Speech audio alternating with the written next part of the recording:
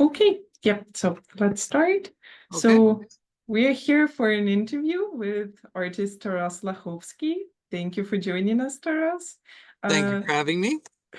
Yeah, I just wanted to let people know that currently we're having your exhibition at Osaredok. So in case somebody haven't checked it out yet, you can still do it till September.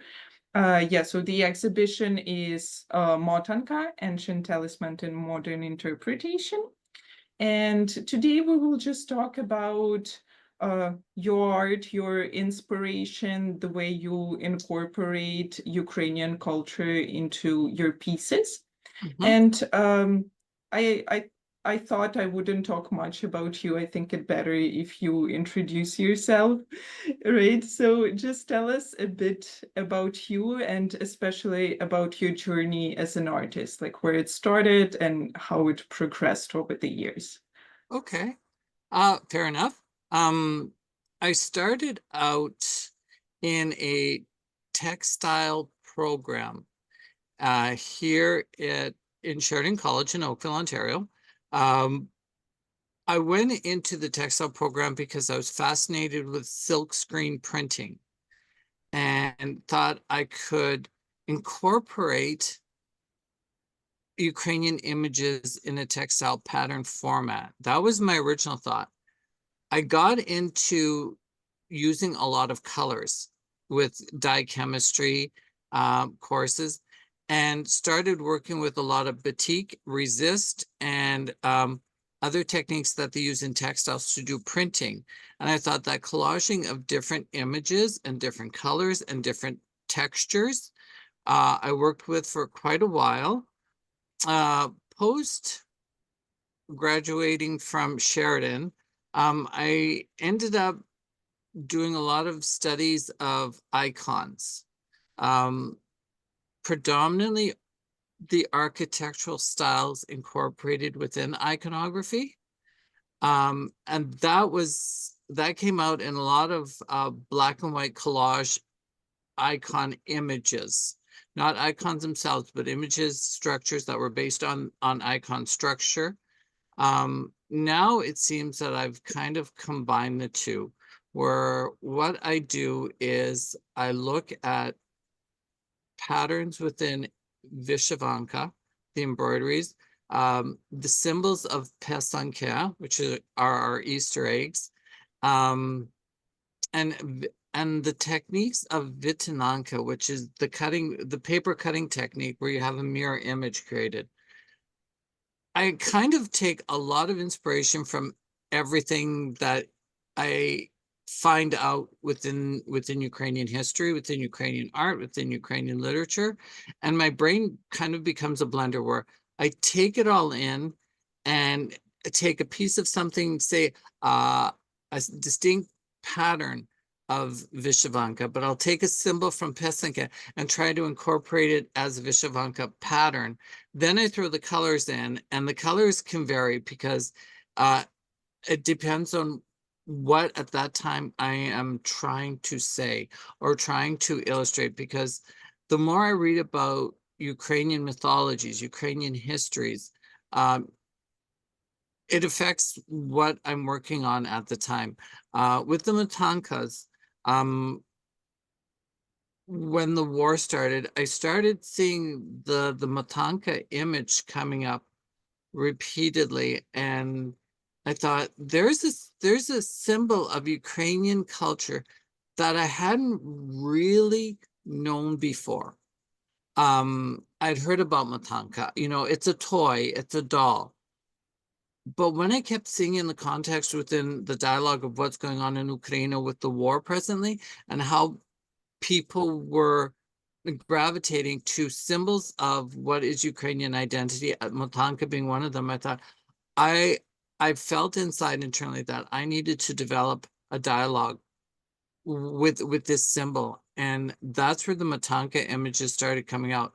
The reason I did a series of the same image in different colorways was because what I saw were the images of the public boards in Ukrainian towns and cities of people that were victims of this war. and had their photos put up on the walls. That, like, for the first 2 months of the war, I was hardly sleeping. I was really agitated because I didn't know what to do. And I was feeling it on a very personal level. And it was very therapeutic because I finally felt like I was having a little bit of a voice of trying to connect myself to what was going on there and trying to understand why it was happening. I developed the one image of the Motanka with the pattern and just kept repeating the colors in different colorways and in different color combinations, because for me, it was kind of, I was saying each and every person that is a victim of this war is an individual, and every individual has dreams, they have aspirations, they have lives, they have family, they have thoughts, they have emotions that we're not going to see again. We've lost people that could have been, great as human beings. We've lost people that would have been great spiritualists, people that would have been great artists, people that would have been great construction workers, people that would have been great computer people, people that would have been great chefs. That's what resonated with me when I started doing the repeats of the Motanka pattern. It was like a crowd of people had come and said, you can speak for us in this manner. When it came to displaying that particular piece, because it's a repeat image in different colorways, I've given instruction that they're to be put up randomly. There's no set order. And the reason for that is because when you're a victim of war, it's random. Russia is attacking Ukraine randomly, hit and miss here and there with the Shahed missiles and ballistics, and people are just trying to live their lives, and it's totally unexpected when a bomb hits. Yes, we have the radar warning systems that give people, air raid warnings that bombs are coming, but you don't know where they're going to hit, and these people don't either. Yet people within Ukraine are still living their lives. They are trying to move forward with this. They're trying their best to protect themselves within this. And people have asked, why the matte framing? Why the white framing? Why the white matting that goes around each piece? Again, it's a reference to when I've looked at Vyshyvanka, they're usually either on cotton or linen, and they're usually on a white surface. Not always, because there's natural linen, but the ones that I grew up with were always the white shirts, the white blouses with the embroideries on them. And that's why I referenced the white within the color fields of the Motanka pieces. I remember the day that the big invasion started. Crimea was, I had done pieces about Crimea when that happened, because it made me very angry that it seemed the world hadn't said anything about it. And it gave me pause, because I thought it's almost a publicity juggernaut. Who controls the narrative of what is going on the world stage, right? Okay, so Crimea happened. Putin was very clever, and Moscow was very clever in doing this. They did it right at the end of the Sochi Olympics, so people were on an Olympic buzz, shall we say. So they invade and annex, love that word, Crimea, and nobody says anything. And I'm like, that Ukrainians knew what was coming, and everybody was like doing just let it go, just let it go. And there's that little, not little, but there's that bit of anger within me about that situation, because they could have stopped what's going on now had they said to the Putinites, no, you're not allowed to do this. Stop. This is not your sovereign territory. You have no right to do this. Hindsight 2020, now we're in a full-scale war. And I'm not sure if people want to admit that it could be the beginning of a third world war. It boils down to, I think people want to live their lives, and in whichever way, shape, form, or manner. I think people want to live in peace. And I don't know how to silence aggressors. I don't. I use my artwork to try and bridge that gap, to try and get people who are within the Ukrainian diaspora, true, but I'm trying to reach out to people outside of the Ukrainian diaspora at the same time and get them interested in Ukrainian culture, because we've had 500 or 600 years of Moscow propaganda saying, oh, this is Russian borrowed term, right? Rusena, borrowed term. This is our culture. It's not. And when I tried in secondaries in university, I had arguments with profs about this, where I said, no. That artist isn't Russian. If you said they were within a Russian or within a Soviet Federation, that's a different line. But when they started dropping the R word repeatedly, everybody became Russian. They couldn't be Latvian, they couldn't be Lithuanian, Estonian, especially not Ukrainian or Georgian. It was all Russian. And in the Western mindset, this became the norm, right? It was always Russian literature. What? Because they wrote in Russian? Gogol wrote in Russian because he was made to write in Russian. And people are like, oh, this is the Russian soul. Blow it out your back end. That's not the Russian soul that you're talking about. Acknowledge the creative for what it is. Because Ukrainians are very fair that way. They will say, this is somebody born in Ukraine who is Polish, or born in Ukraine who happened to be Armenian, born in Ukraine who is Georgian. Russians, or the Muscovites, Moskali, as Tata used to say, don't do that. It's like they blank wash everything. It's got to be Russian. It's got to be Russian. And that really gets my go going, and people who don't protect other people's cultures by being silent, that bothers me too. Because there are a lot of academics out there who have to rethink their basis of, what is Russian? Well, what is Russian? You take away everything that they've encapsulated from Ukraine, from Georgia, from the other federated states that were behind the Iron Curtain. What are you left with? What exactly are you left? And I've put this out to people and said, give me something. Give me something that is that you can say is Russian culture. Even, when they show their symbols of, and they use this term a lot, Russian imperialism. What, was everybody living in a freaking castle? Like, it's just like this weird fairy tale that they've got in their head, that Russian imperialism. I'm like, what Russian imperialism? Everything was borrowed either from Europe or from people that you conquered. So there's not really a lot there. But I'm not a politician. I'm not. I am an artist. And for me, it's very important to draft the Ukrainian culture in a way that people will accept it. And what I find works is people love the colors. They love the patterning that I do and the patterning on patterning. And as long as it takes or makes people think for just a split second that there's some other way of thinking, that there are other cultures out there that they should investigate, then I think I'm doing what I'm trying to do with the art. Okay. Some people will just say, well, it's pretty. Okay, that's fine. You like the aesthetic part of it. I'm not condemning people and running after them saying, this is what I was thinking, If they ask, or if it makes people go and Google something, a lot of people have never heard of the word Motanka. Okay. And I keep telling people, just Google it. Google's there for a reason. Use the internet for what it is, right? Do your own research. Find out why these words are that I'm putting out there.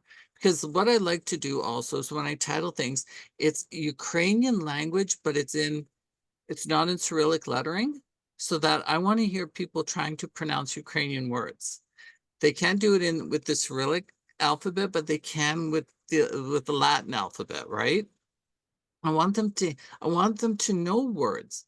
Motanka. I want them to know words.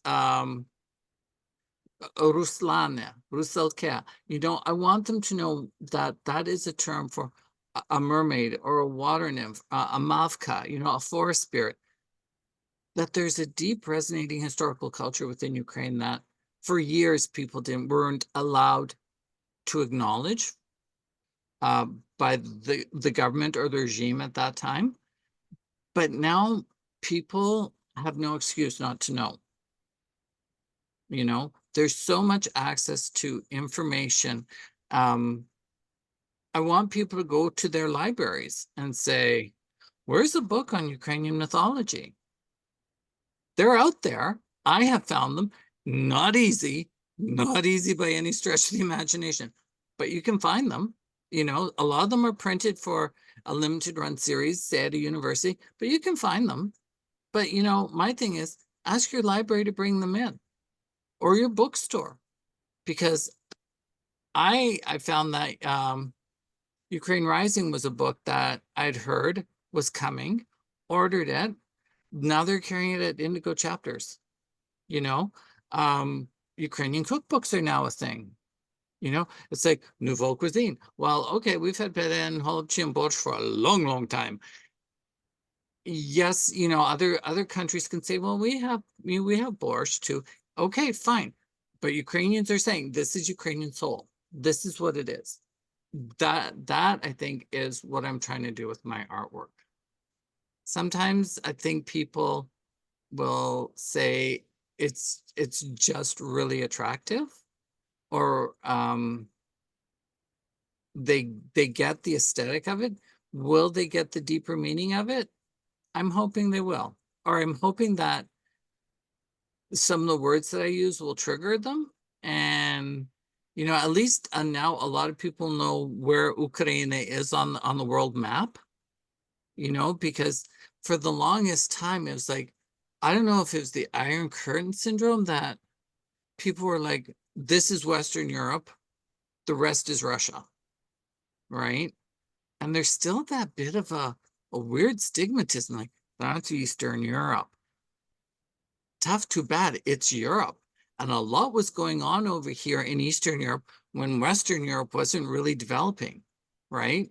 I mean, the age of the golden age of Kiev and Rus, Kiev was a major center. What was going on in Western Europe? You could hear crickets, right? There was not a lot of development going on there. Western Europe has to realize that they are not the center of Europe. They're part of Europe, but Ukraine is a big part of Europe, right? And like I said, you know, I tried and explain the story of Yaroslav the Wise and the daughters that were married off, and the connections to all the houses of Europe. And people are fascinated by it, but for them, it almost sounds like a game, like one of the video games that kids are playing. You know, it's like, oh, it's all these mythologies with you know, dragons and sorcerers and and throw this all in. But in fact, it's Ukrainian history. And I think as I learn more about, because I'm learning myself, you know, I don't sit down with one book and say, this is the prototype for what I'm doing. But at the same time, we have development. We have new music styles coming out of Ukraine. You know, Onuka, Kaska, Gordy Staruch. I mean, there's a lot of Ukrainian artists that Krut. She's, you know, she's going to be playing in a couple of days in London here at Sunfest. Daka Braka, huge influence on me, you know. So I put on my traditional Ukrainian music, and sometimes I put on my modern Ukrainian music, and my mind goes places. I know this is going to sound really artsy, but my mind goes places that allow me to create what I'm doing. It takes me out of myself, and whatever images develop, they develop. It's kind of controlled, uncontrolled on my part. Sometimes it's a happy accident, or it's a coincidence that certain things work together, and other times I'm like, I let it gel in my head over and over again. And a lot of it is based on, I take the architectural elements of what I've learned from iconography and incorporate it in. at the same time. So there are elements of quote unquote design, but I play with those boundaries. I'm not bound by the rules. I can take certain aspects of certain things. And people are like, oh, I didn't think that was traditional Ukrainian colors, because people are used to the, dvi colori. So we'll do the black, the red, and the white, right? And there's a reason for that embroidery. And I'm not saying that it's not valid. It's very valid. But for myself, I look at like Bukovina. I mean, some of the colors combinations, or from Hutsule, or even Lemke, like everybody has, there's a lot of riot of color going on within those cultures. I spoke one year with Yuri Bilak, who's a Ukrainian photographer who's based in Paris. And he said to me, and this really resonated with me, that when he was doing photo exhibits in Europe, Europeans were really astounded that this kind of a culture existed within Europe. It was an open door for them visually, that this aesthetic that Ukrainians have was something that Western Europeans kind of were like, whoa, what is this? I was doing a lot of reading about Maria Primachenko after, the Muscovites decided to, we're just going to burn down the museum. And that kind of cultural warfare kind of got my blood boiling and me acting, let's say, because it's one thing that it's a war with missiles, but when you start purposefully targeting Ukrainian cultural images and centers, that's war on a very different perspective and level. And it's hateful and it's ugly. It's ugly. And I don't know how it's going to end. I hope it ends with Ukrainian victory and boundaries go back to where they were. Do I hope for a destruction of what they call the Russian Federation? Yeah, I do. Yeah, I do. I'll be honest. Yeah, I do. Am I a peacenik, as they say? No, I don't, because I think Ukraine's been beaten up enough. And I think it's time that, we got a lot more louder at times. I know sometimes I don't say things because I'm not very versed in a situation that happens. I try and keep abreast of different media outlets that are reporting on what's going on in Ukraine. But I mean, it's really weird because, you get one feed from a channel and it's a totally different perspective on a feed from another channel, right? Do I get confused? Quite possibly, yeah. Especially when it's late at night and I haven't slept for a couple of days and I'm trying to do artwork and do my work and yeah, so I do get tired. Do I sleep? Yeah. Managing maybe 6-7 hours of sleep a night is what I need, and I just keep going. The colors don't stop. I'm fascinated by colors. Always have been. People are like, as long as it's got 20,000 colors on it, you seem to be gravitating towards it. And I'm like, yeah, I do. I'm hoping that if people see my artwork, they will look at other Ukrainian artists as well, because there's a lot of talent coming out of Ukraine. And there's a lot of talent within the Ukrainian diaspora outside of Ukraine. I got into a little bit of an online discussion with a Ukrainian rapper in Ukraine, and he was saying, it's not for the diaspora to be telling Ukrainians within Ukraine how to speak Ukrainian. And I said, those people that you're talking about, those are my parents. My parents were both very young when they had to leave Ukraine. They kept Ukrainian culture alive outside of Ukraine when it was being suppressed within the Soviet Union. These people were adamant. We learned Ukrainian. We had, there were Ukrainian dance groups. There are Ukrainian choirs. If you look at North America during the 50s and 60s, there's a lot of Ukrainian stuff going on. Okay. And I got to admit, I have a little penchant for finding old Ukrainian records from that time, not just for the songs, which are exceedingly beautiful. I like the cover art that they're using on these Ukrainian albums because they're presenting this is what Ukraine is like, right? So I like looking at that. And again, that's another inspiration. I gotta say, I look at my mom and tato's old Ukrainian record collection, the images on them. I thought, Bariska, why birch trees? And goes into my head, comes out in one way or another. I find, one of the things is kilims. I'd heard about kilema. When I see them now, I have totally different appreciation for them. And people kind of try and say, well, there are carpets done in Armenia, there are Turkish carpets, and there are weavings. Yeah, I've not studied weaving in itself, but I have looked at the images of the kilema. And again, that's something else that I'm taking in. I don't know whether or not I can get all of what's in my head out in a piece. Because as soon as I'm working on one piece, I'm getting ideas for 2 or 3 other pieces to do, right? So I have to quickly jot down, and my notes are really bizarre. It's like straight line with the circle. Oh, I don't remember what that is. Maybe not. Okay, we'll see. But when I'm in the middle of finishing a piece, I'm kind of anxious because I want to start working on the next one already.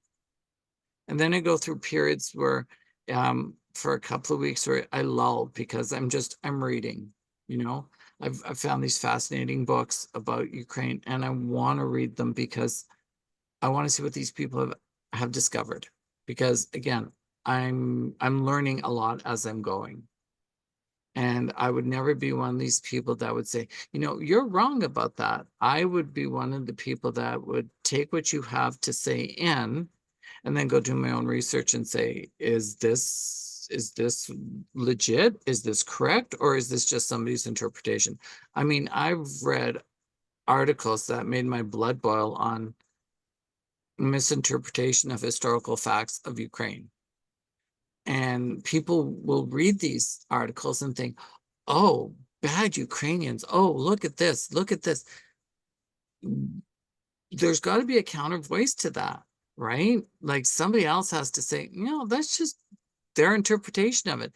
And who's paying you to write that is another thing, right? This is what I think a lot of people are becoming consciously aware of is, these companies that are saying, oh, we support Ukraine, and then at the same time, they're still doing business within the Russian Federation. These are question marks. In the old days, perhaps without social media, that you could get away with that. But now social media it's constantly aware of everything, right? It is, oh, you were here at that point. What were you doing here with this? Oh, you can't be saying this because you said this over here. I think that's a counterpoint to the artworks. The artworks make you stand still for a second and just look at something. And it doesn't have baubles and bangles all the way around it, distracting you from this. This little space is what I'm dealing with. And I'm hoping people get something out of it.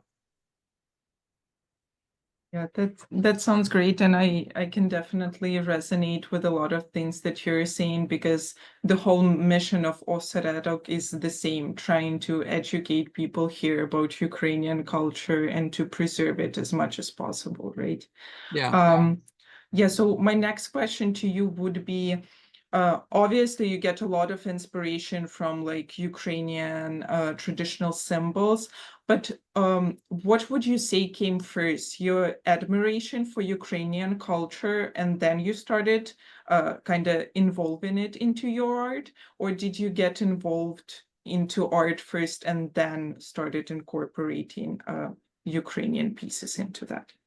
Okay, I would probably say that I started out wanting to be an English major. Okay. Mhm. And And I was writing, and people were like, oh, you can really write. And then at a point, I realized I wasn't really able to communicate a lot of what I was thinking and feeling with words. And I started doing the artworks. And I would say that growing up within a very strong patriotic Ukrainian family unit, I'm the youngest of 10. We did the holidays, traditional Ukrainian holidays. We were quite involved with the church. We're Ukrainian Catholic.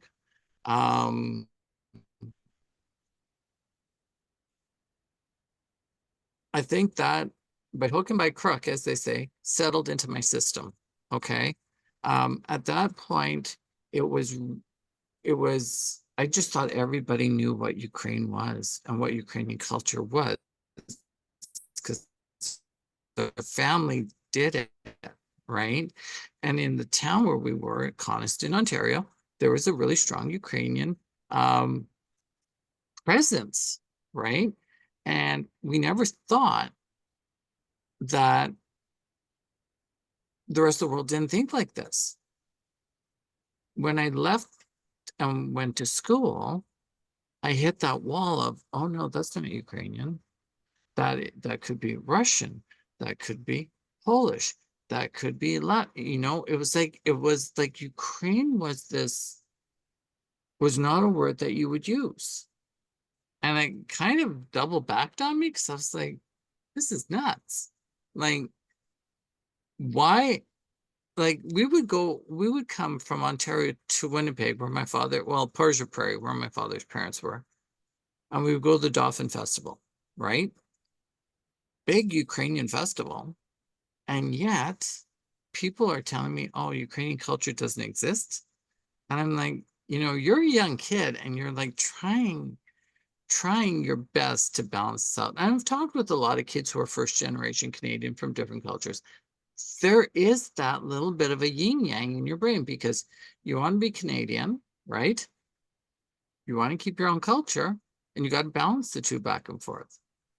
I'm going to say to your question that my fascination with Ukrainian culture came first before the artworks. Okay. Because for me, the way we lived and were raised, that really affected me of who I am. Okay. I liked hearing about Ukraine within the context of church discussion, but I also saw the politicking between Uno and Sum, right? There was that was going on. There was, Ukrainian dance. We never did Ukrainian dance in our family, but boy, can we cook. We can cook Ukrainian real well. When I was growing up, particularly, there was not enough kids to do. We did Ukrainian school for a little bit, but like by grade 3, there wasn't enough kids, right? Or enough kids whose parents wanted them to take Ukrainian. We spoke Ukrainian at home. I learned English when I went to school. I think it was my parents' way of trying to preserve a culture. Now, I've had people say to me, oh, it was like a fairy tale of what Ukraine was like for these people. And so what? They were optimistic, they were happy, they were making a living, they were creating life, they were preserving a culture that they admired. Nothing wrong on any of those accounts. Why there was such a downing? Could it be that the Russian propaganda machine was already at work? I would say yeah, because Ukraine, there was the history of Holodomor, which a lot of people still don't know about, it's like for me running into a brick wall sometimes. It's like, how could you not know about Holodomor by now? But okay, that's one thing. Then there's the internment of Ukrainians post-World War I, or World War I. Were enemy aliens. Ukrainians almost were humbled, basically, because the world didn't acknowledge Holodomor. the internment happened, I think a lot of Ukrainians were afraid at a time, or felt really and alienated from the rest of society for being who they were, right? They almost were afraid that their children would have to live what they had to go through. And they would say, oh, we're not Ukrainian, we're Polish, or we're not Ukrainian, we're this, we're that. I met Ukrainians that didn't realize they were Ukrainian until this war happened. Right? They were like, oh, we always thought we were Russian. And I'm like, oh, okay, so now what? You got to double back on yourself, right? And ask questions. They might not be very comfortable, but you got to ask your questions. Why did you think you were Russian all this time? And are they going to turn around and, say, oh, well, am I now Ukrainian, or am I Canadian with Ukrainian roots? That's a discussion people will have to have on their own. For myself, when I'm presenting the artworks, I explain that it is Ukrainian. Okay, that's the basis for the artworks. The stories and the thoughts behind them and the events that produce these artworks are coming from me. What am I? I'm a product of a Ukrainian Canadian background. I didn't have to go through what I term the Soviet system, right? And I'm not a person that will turn around and say, oh, you're from Ukraine, why aren't you speaking Ukrainian? Because they weren't allowed to speak Ukrainian for decades, right? It was frowned upon. It was not encouraged. That's a part of Ukrainian history now that we've got, at the same time, on the flip side of that darkness, we have, a resurgence of interest within things Ukrainian. The Tate Modern in London now has the modernism of, the vanguard of Ukrainian modernism exhibit. That's a huge thing, you know. They have books that they're publishing. They are now reintroducing Western culture to Ukrainian artists that were never thought of as Ukrainian.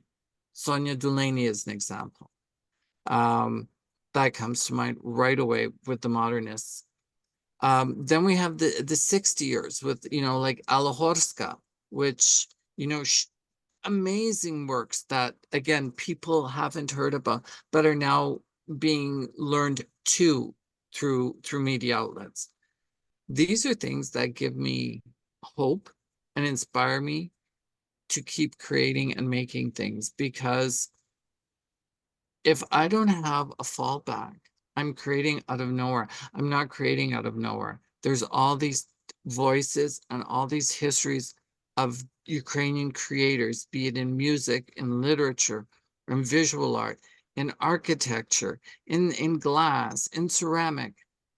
We're just, I say to people, Ukrainians make, Russians hate. Is like something that has come into my mind. Why are they trying to destroy everything that we've made? Because they don't have the ability to make, possibly, is what I'm thinking. Like, if you're constantly wanting to destroy something, they don't understand it. They don't want to understand it. And they think that by destroying it, it's not going to exist. Well, at the same time, why are you taking things from Ukraine? They hit the museums and they ransack them. We're fighting for survival of a culture and a nation here. They've ripped things apart in Crimea. UNESCO World Heritage Sites have been taken apart, and they've shipped it back to Russia. Why? Why couldn't you leave those stones alone? That kind of mindset, cuckoo. There must be, are they gonna falsify another history for themselves and say, look what we discovered, in ancient Russia. Okay, ancient Russia. Interesting. Again, and the artworks that were destroyed that I'm reading about, a lot of the artworks that Ukrainians made were destroyed by the Soviet regime. We have maybe a photograph of them if we're lucky, right? And again, it's that silencing of stories that it hurts. It hurts on a personal level with me, because I think I can't even be as good as that person. They inspire me. I'm constantly trying to develop, and new things come along, and new things come into my vocabulary, be it I find a new meaning of the symbols that we use, you know, histories. The Department of Folklore at University of Alberta, years ago, I came across a posting of the meaning of the word Ukraine. And this sits with me all the time. It was an article that I think it's Proto-Sumerian, that Ukraine translates to benevolent of the sun and moon, I believe. And that is a really beautiful image that I've kept in my head and in my heart, seriously, when I'm working on things. Because Ukraine is old, it is ancient. We have megalithic structures within Ukraine. The Western Europeans did not know about them for the longest time. We have a Trypillian culture, or what they call in Romania, Chikutimi. This is an ancient culture that the West is just starting to learn about.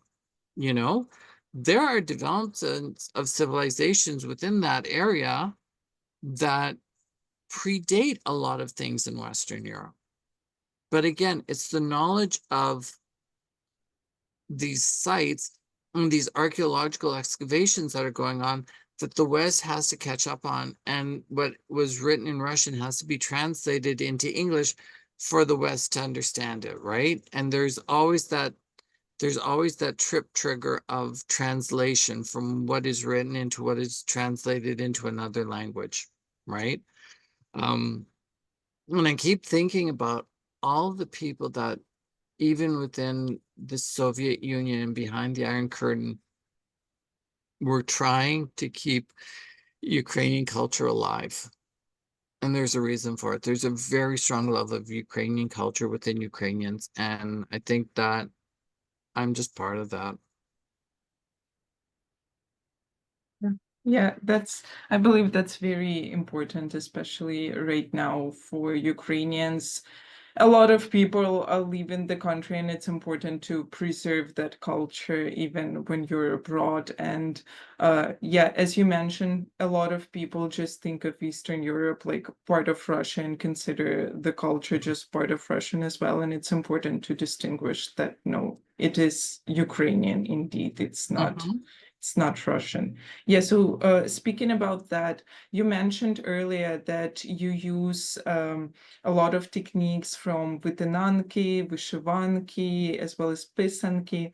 So for somebody who doesn't know those terms, how would you explain them? And I guess just the technical part as well as their meaning to you and why you use it in your art. Oh, okay. Easy enough. Well, not easy enough. Here we go. Ready? Okay. I explained to people Vytynanka. I put in brackets paper cutting technique. And I will put, Google addresses to type in as a search so that they will see what is Vytynanka. The easiest way I explain it to them is, remember in grade school when you did snowflakes? And you would fold the paper over and over again, and you would make patterns, and no pattern was the same. That's kind of a form of Vytynanka. And it was taken to a really high level within Poland, Ukrainian, and Belarus. It kind of stretches within that area that people really worked and developed within that technique in different ways, because every region has a different take on it. Vyshyvanka, I explain as, you've seen Ukrainian embroideries, and most people have seen the embroideries. They've seen the bluska and they've seen the sorochka. I say to them, if you haven't, there are different styles of embroidery technique that Ukrainians use. And again, I send them on the Google rabbit hole and say, you know, type in this word. Because when I say a Ukrainian word like Vytynanka, I put in brackets Ukrainian embroidery, give them the Google address, and send them on their way. Pysanka, I think Ukrainians have gotten really good at stamping the fact that Pysanka is Ukrainian. You know, yes, other cultures have forms. Hungarians do their drip wax. Polish people have theirs. Krashanka or Kravanka, I'm not pronouncing it correctly. And people in Belarus, in Latvia, and Estonia, everybody has the kind of thing they do with the Easter eggs. Even Western Europe has Easter eggs, even if they're just dyed one color, right? I say, look at those eggs. You see the patterns on those eggs, and maybe you can make out like a wheat symbol or a bird symbol or a horse symbol. Those are the symbols that I'm working with. And again, I put Pysanka bracket Ukrainian Easter egg. Send them on their way with a Google address or two to look at these things. A lot of times when I've had exhibits, I've tried to have a group here in Guelph called Stand with Ukraine do Pysanka workshops with people so that people can see how I adapt what they're doing with an Easter egg or with an egg to what they're seeing as a two-dimensional piece on the wall. That it's that layering of color, right? Because you're using the wax resist technique. And that's the lines, right? Because a lot of my stuff is hand cut and a lot of it is very geometric because for me, it's got a balance. In my head, I always have to balance a natural curved line with something that is very linear and straight. Whether or not I've always kind of like to myself, is that something within Ukrainians that we have to balance things out, right? You've got to have that balance. It's got to be right on. If the embroidery isn't just right, you've got to make it right. It's like when you're planting plants, it's got to be in a straight line. You take the trowel, you make a straight, you know what I mean? Is that something that's engineered within us? I'm not sure, but we are good at computers, and computers are based on a lot of linear things. So maybe that's it. When people finally see, okay, so I'm taking these symbols, how do I interpret those symbols? So a lot of books, thank God, on Pysanka have catalogs of what the symbols mean, both Christian and hopefully pagan, right? Because I try to explain to people that Ukrainians are very spiritual, not putting a religious moniker of, say, Catholic or Orthodox or Baptist or Pentecostal on them, but Ukrainians are very spiritual people. There's a lot of ancestral worship within our culture and a respect for that, right? It's all part of us. When I take those symbols, I think 200 years ago, somebody was using this symbol, and it's not something that had hit me before. But when I started really researching a lot of things, I'm like, my God, they have Pysanka in museums that are like 400 years old or 300 years old, right? And I'm like, people were doing this a long time. This is not something new. Vyshyvanka, I know textile because that's what I was studying at Sheridan, but even the textiles were known. Ukrainian textiles, the embroideries were known within history, that Ukrainians had this thing with the embroideries.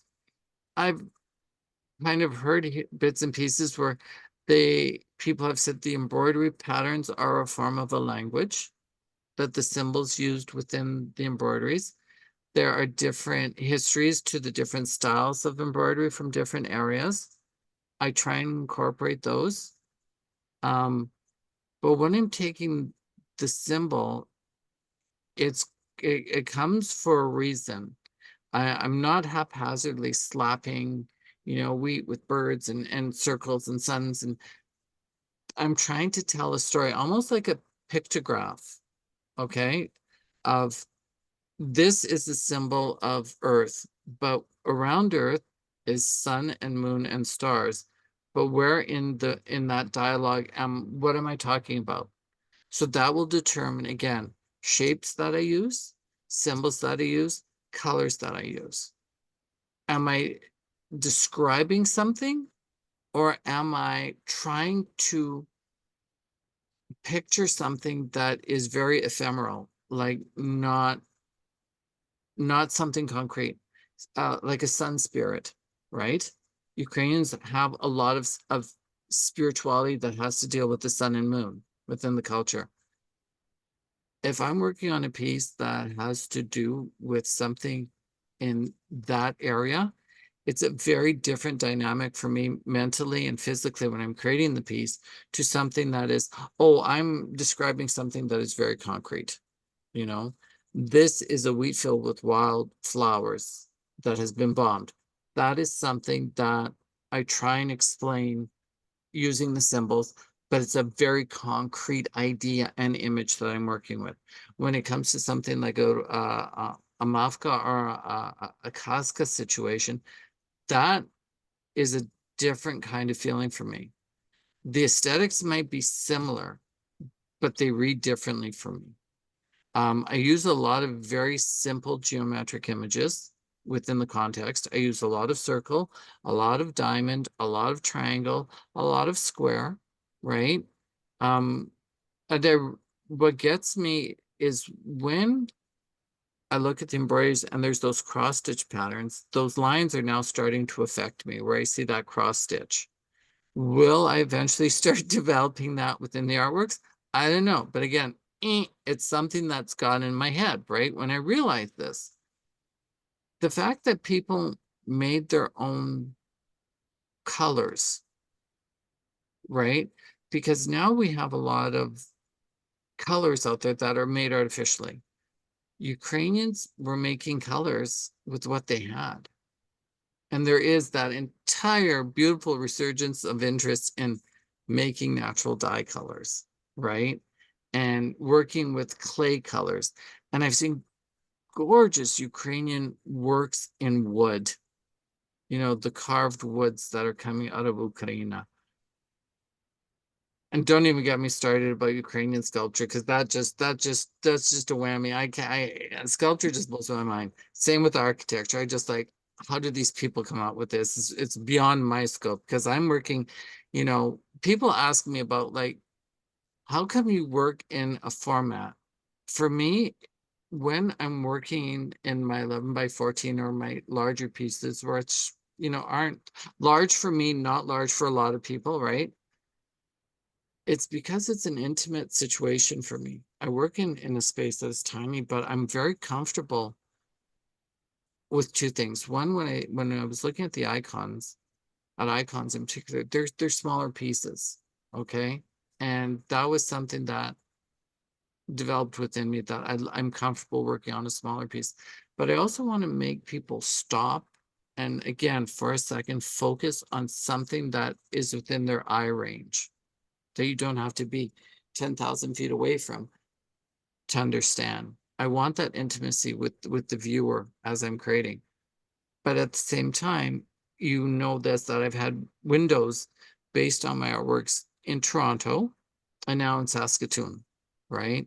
And I'm very comfortable with my images being taken and blown up large like that too. That just gives me like more pause for thought, even of like, I think they translate into a larger space. It's beautiful. But for me, it's like my small little personal narratives going on. People are always asking, well, where do you get your ideas from? I can't explain it. I've learned to get out of the way of my own brain. My brain is going like this. And I just got to, you know, stop whatever is going on in here and let this take over. And it's not haphazard. I know it sounds kind of, you know, artsy flaky, but when I'm working on something, I might be concentrating on a small piece within what I call the bigger picture, but it's just as important to me to get that right. and to get what I'm trying to say correct with, be it the colors that I use or the symbols or the shapes, you know? And I've realized that the pieces they're changing as I go along. You know, I'm not static. It's not like, you know, yes, I do repetition for a reason. You know, the Motankas weren't the first repetitive piece that I've done. I've done Baba's Garden pieces, which were another colorway with pieces of embroidery pattern with flowers that, you know, were important to me that I grew up with, like dill. We always had dill in the garden. That's one. Chestnut. We always had garlic, onions. And these are all pieces of what I term my Ukrainian puzzle. Like those are things that mean something to me, right? So I had done a series of those. I like working on smaller, like even 8 by 8 inch pieces, because it's kind of like I'm hugging the pieces as I'm working on them, right? And it gives me a chance to focus on something smaller and not have to step back.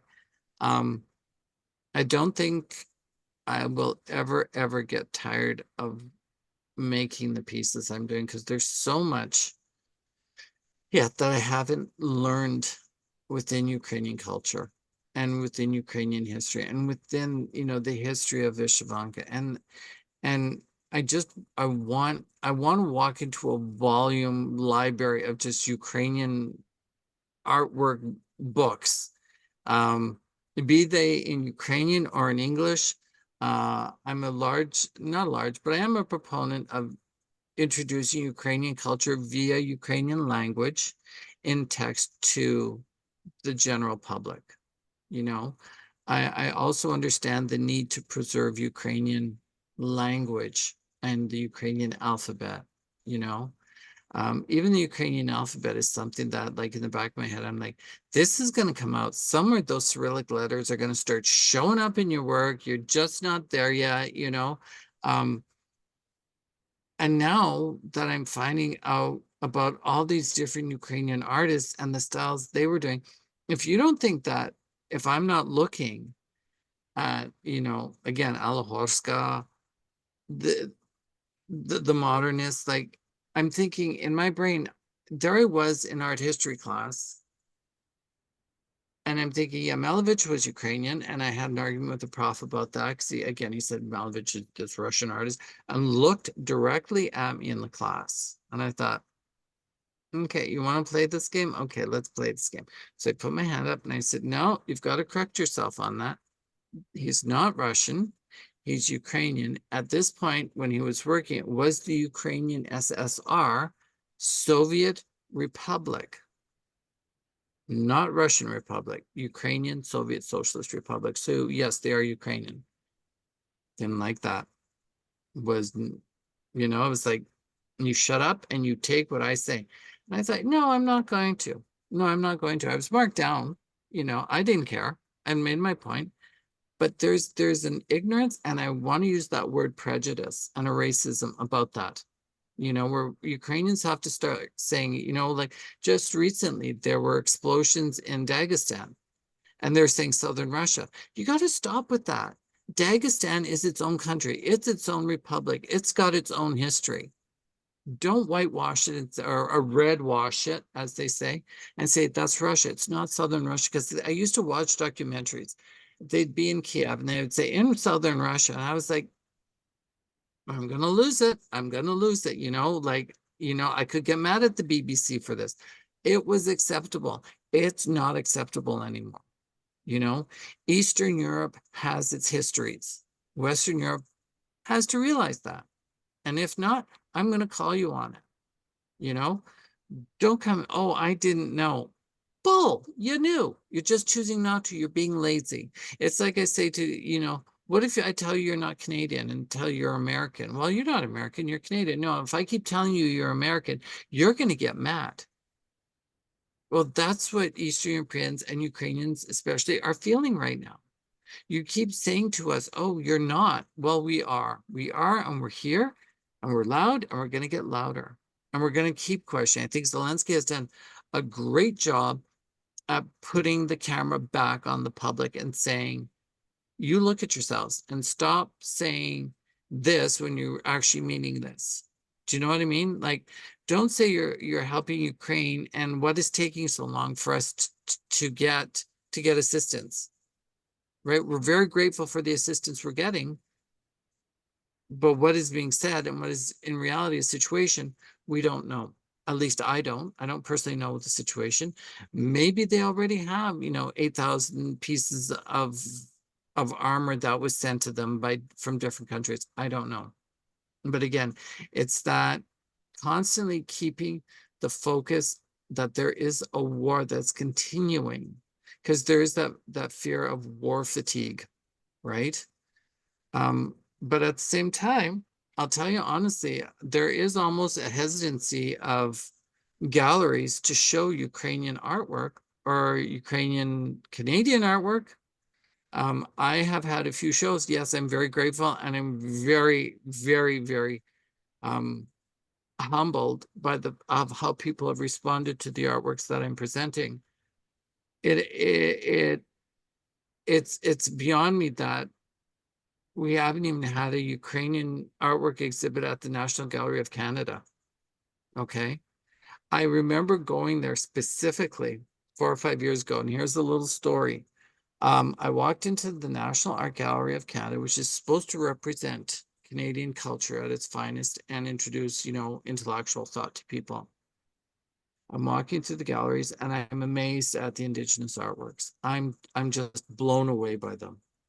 And I come around the corner and they have a Russian constructivist exhibit. And I thought, okay, let's go see what's going on here now, okay? Walk into the gallery, right in the middle of this Russian constructivist exhibit, they have a bandura. I thought, are you effing, like, you'd have to bleep me out with what I was saying. In the middle, I thought, if those intellectuals knew what the Soviet regime had done with the Kobzars, they should be embarrassed. In fact, they should have been taken to account publicly for doing that, because that is the same thing as saying Indigenous culture doesn't really exist. They were primitives. They were primitives. I love when they, that term. That is the exact same kind of racism and ignorance that intellectuals are now saying, oh no, we didn't. Yeah, you did. Yeah, you did. You put it in the public that in a weird subliminal way, Ukrainians were behind this constructivist movement. Having not done your research is not an excuse. Who put this multi-million-dollar exhibit together? Was it somebody in grade 7 doing an art history based on cutouts from a public library journal that was 25 years out of date? No, it was a bureaucrat and an art historian, an intellectual, who put that exhibit together. Who were those people? And why are they still being allowed to do that? That's the questions that, myself as an artist, I'm trying to ask. The fact that there hasn't been a show of William Kurelik. Why haven't they had an exhibit of William Kurelik at the National Art Gallery? He's world renowned. Why? I'm asking these questions. I want to put that out into the public forum. Oh, they're uncomfortable with it? Oh, gee, too bad. Don't care. I pay taxes. A lot of Ukrainians pay taxes in Canada. That's supposed to be reflected in how our tax dollar is being used. Maybe that's a few questions that have to be asked. It's going to make people uncomfortable, or they're not going to be made uncomfortable, or they're just going to be more, oh no, and roll it under the rug. But at least the question's been asked. Why aren't there, I'm kind of perplexed. Ukrainian dance gets a lot of support, right? It does. There's a lot of really good Ukrainian dance groups in Canada, and I'm so grateful for them. Their Ukrainian cuisine is acknowledged, right? Yes, we do our Pysanka. Yes, we do our perehe. Yes, we do our hopaks. there's more to Ukrainian culture. And as we start bringing, Kaska Entertainment does a really good thing where they have been bringing Ukrainian groups from Ukraine in the middle of this war to Canada and to Europe and to North America to perform so that people can see what it is that we're trying to protect, right? And the way you get people emotionally charged is you give them something to look at. You give them something that is entertaining. You give them something to listen to, something to read. That's a connection with people that Ukrainian culture is really good at doing, and we have to keep doing it. That's probably one of the biggest incentives for me to keep going at what I'm doing. Yes, I'm asking these other bizarre questions, not bizarre questions, but relevant questions, but they come out of my head at random times. 2 a.m. in the morning, I get up and I'm like, oh, what am I thinking? Boom, it's in my head. And I'm like, oh no, I got to go back to sleep. I'll deal with this in the morning. I think that it's a door open policy now. The gates are open and Ukrainians are coming around and they're saying, you know what? We're here and we're not going anywhere, but we're not going to allow you to keep using our culture as somebody else's culture. That's not fair. And I think every Eastern European community should be doing this. The Poles have been, so supportive of Ukraine, and they are really strong in their cultural support. Latvians, Estonians, Lithuanians, they are starting to get, acknowledgement for their support of Ukraine, but also acknowledgement of their cultural ties, right? These are all people that are part of the Canadian mosaic. Well, let's be part of it then. It's time. Let's say that it's time. We have been in Canadian culture for a long time. Let's give ourselves that chance to show that too. Anything else? Uh, from my end, that's it. Let's see if we have any questions. So Okay. now is the time when our listener can ask. Jen, do you have any questions for us? Oh, Jen's. I don't think so. Okay. Okay then. Yeah, let's wrap it up, I guess. It's Okay. been great talking to you, Taras. Yeah, as I said, I can resonate with a lot of what you were saying. Oh, she said no, thank you so much. Perfect. Okay. Yeah, and I think the topic that you brought up, they are indeed very important on preserving the culture and making that distinction between Ukrainian and what people think is Russian. Yeah, so thank you so much. I Thank hope you. you have a great rest of your day. Yeah, and thank you once again for giving us some of your time. No, thank you. I hope I didn't bore anybody. Oh, no, it was very interesting. Yeah, I loved it. And I love your exhibition at Osaredok. Yeah, so hopefully we'll have more of your art exhibit in the future. Oh, perfect. Thank you so much. All right, guys. Have a Okay, good night. yeah. Good Okay. night. Good Goodbye. night. Bye.